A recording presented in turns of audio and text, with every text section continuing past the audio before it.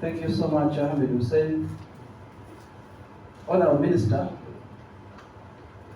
of State for Education and Sports, in charge of sports, the Chairman of the National Council of Sports, who are our regulators, the General Secretary of the National Council of Sports, the members of the Executive Committee of Fufa, the staff of Fufa who are here, the technical teams of both the teams, the players, ladies and gentlemen. It is an evening of an event to flag off the two teams that are going to represent Uganda in the All Africa Games that are going to take place in Ghana. It is the first time that the girls team is qualifying to this competition. Now, Minister, we qualified for this competition using the CAF regulations that the teams that played up to the last 8 in the World Cup qualifiers for the under-20 would automatically also qualify for the All Africa Games. So we are not on invitation, we fought to get to this level, and that's why we are here. On behalf of women football, these are giant leaps that we have made. From taking a decision in 2015, first of all in 2013, we took a very big decision to withdraw from all international competitions of women football after beating South Sudan 22-0 aggregate. But we decided at that time that we need to go back and reorganize because we only had 30 girls who were playing football at that time in the whole country, and that was the national team, and that was everything.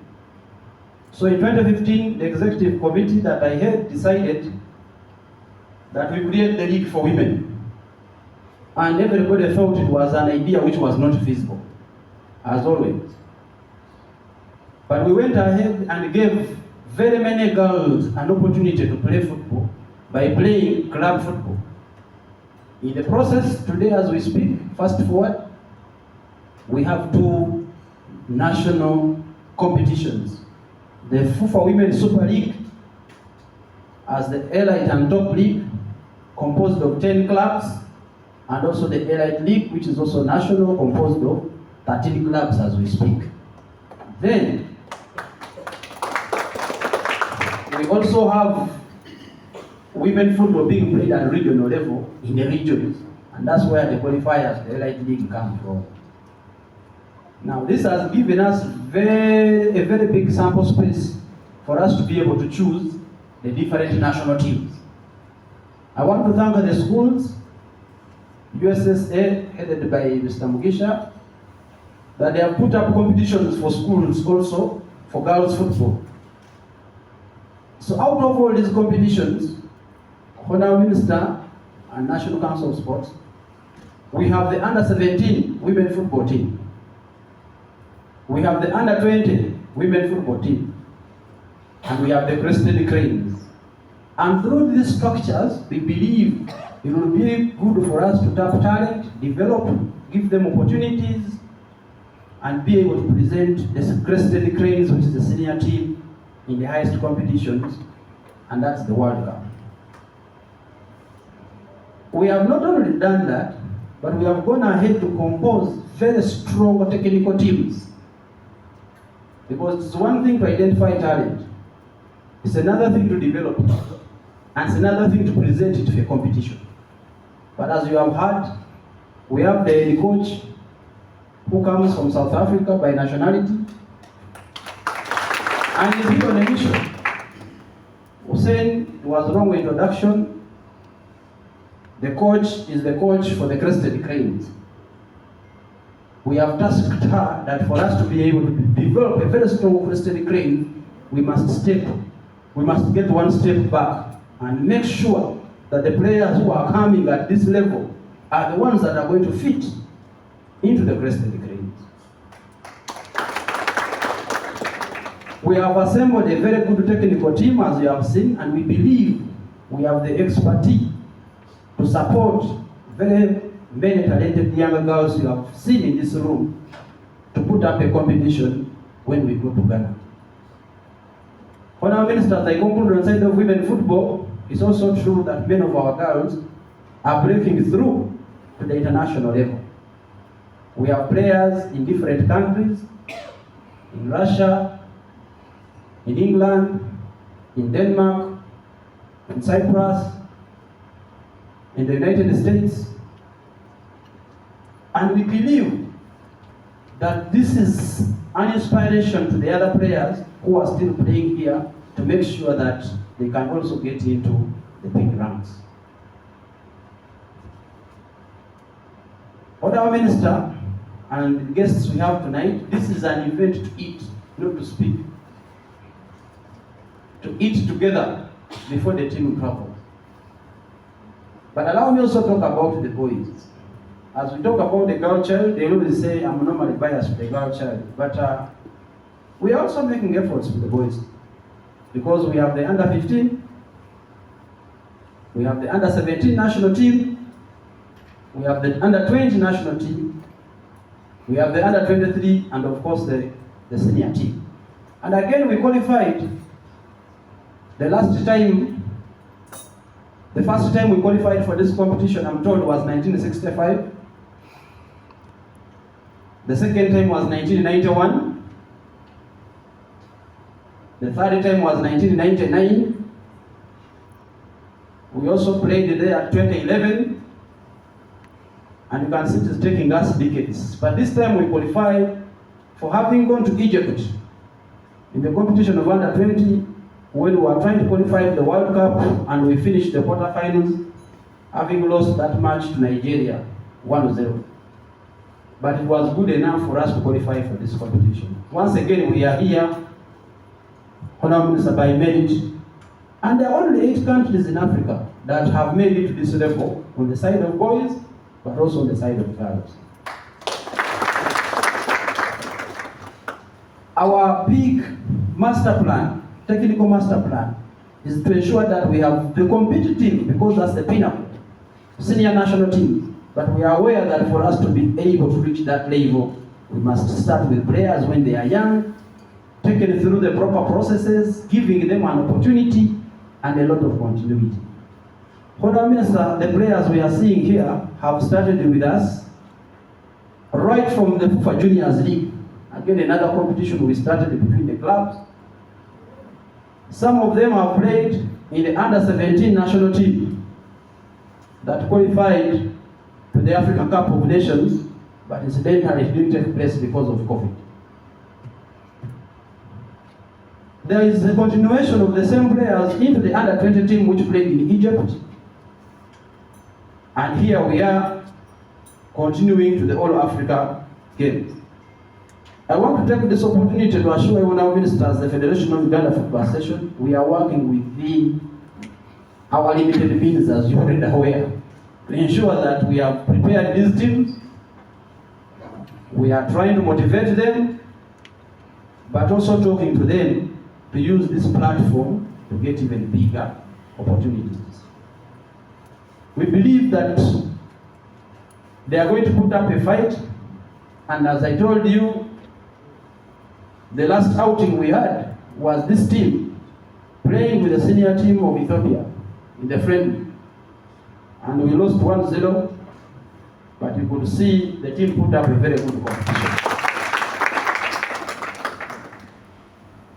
So without wasting a lot of time, I want to encourage the players that please, it is just an opportunity to you to be in the national team. There are 40 million Ugandans, and very many would have wished to sit where you are sitting. But today God has given you an opportunity to represent us. It is just a privilege. You might not even be the best, but God has chosen you through the coaches. And for us, we have chosen the coaches. So you are going to prove us right if you prove the coaches right. You are going to prove us wrong if you prove the coaches wrong. So let's go out and fight. What are we fighting for? We are fighting for ourselves to begin with. Life is a boxing ring. There's the blue corner and there's the red corner. In the blue corner is you, in the red corner is life. If you are not steady, you can be knocked down by life. If you are strong, you will knock down life, and life will be easy. So when you get an opportunity like this, let us use it for ourselves to begin with. Like some coach used to tell us, go and eat grass, if that's what it takes. Because we don't have a lot of opportunities. This one has come. Can we grab it? Let us be more hungry. It has been proven in sports science that the team which wants to win is the one which wins. Can we want to win? Can we want more than our opponents to win? And if we do that, we are very talented, we are very strong. That is what is going to separate us. Who wants to win when the beginning whistle goes? Let us pray for our families. There are people who love you. Every time you look yourself in the mirror, there are very many people who love you. You have parents, you have teachers, you have friends, people who want to celebrate you. Can you make us celebrate? Please, make sure that when you're on the pitch, you understand that there is the me. There is that person outside there who is going to celebrate when I do good. Let us do it for our coaches. When you're on the pitch there is a coach who decided that let me take a Kenneth and drop top. There is a decision where it was made. Imagine, what are you going to do to that coach? How are you going to answer to that coach? It's by performance. Nothing else. Performance. Think about the coach who has decided that it is you. Think about the federation. I'm the president. Think about the president of the federation. When this team loses, it is me. It's not you. It is the coach. It's not you. Normally, it's not the players. And when the team wins, it is you, which is okay. So remember that there is a president behind, there is a federation behind that we are also playing for. That is doing everything to give you. We could have not registered for this competition. Nobody would have asked us. And we did. We are entering almost every competition when I minister that is available, simply because we are giving opportunities for continuity of these girls and boys. Let us pray for the country. We are Ugandans. We sing the anthem. There is a reason why that anthem is sung before Martin. We have 40 million people who are going to celebrate. Wherever, you don't know them. But the moment you put on that national team, it is called a national team, it's not a club, it's a national team. Remember, there is a whole 40 million you are carrying. That decision you are doing, that performance you are putting, it's not only you, it's going to have. There are people who are not going to eat when we lose the match. There are people who do not eat. Let us remember. I just want you to remember, when you're on that pitch and you're walking on, remember how much you're carrying. And just give your best. If you give your best, the world will judge you right. There is a government that is in place that is financing us. And if we don't do well, it goes back to them also. It goes back to them. Why are we spending the taxpayers' money on these useless tourists, people, whatever it comes? So I want you to always remember, there are people who are affected by these results. We have no opportunity to come on the pitch and play because you are the players. And one day you will not be here in this position as a national team player. One day the coach will not be here. One day the president, everybody. It is our moment now. If we are going to count anything, we will say these were the champions in 1991. When I was minister, in 1999 we had a very, very good team. It went to the All Africa Games in South Africa. It even got out of the group stages into the semi-finals. And one player dribbled the entire defense of Cameroon, left with the goal, and decided not to score. This is the true story. And told the defenders, We lost, we went out, and I don't think the player is in the best conditions of his life today. He isn't. This is a true story, and the same games. Honourable Minister, as I conclude, I want to inform you that as a federation we have a deliberate policy to retain some of our former players in two functions that help us as the game. If you look at this technical team, the entire table as you see it, these are former players at a very high level. Mumpeje, Babadi, Chikundu, Masala, Michael, we have been playing our Sunday games. I don't think, but he's a medic. But also a good player when we are playing without a referee. And on this side, we also have very experienced people who have also played football at a high level, coached football at a high level. So it is within our policies to ensure that we retain. And of course, I'm not talking about Patrick Intege, I'm not talking about Paul Katabala, Dan Obote here also. I mean, all these Sisse here also played at the national team. So basically, it is within our policy to try as much as possible. Now, you players, these people who have been retained to come and work here is because of what they did on the pitch. We could have not remembered them. So how do you want to be remembered? How do you want to be remembered? This is the opportunity you have. So, Honourable Minister, thank you so much for the support you are giving us. Please take our regards to our Senior Minister, who is aware of what is going on here, that we are going to fight for Team Uganda, we are going to fight for our country. Thank you so much, God bless you.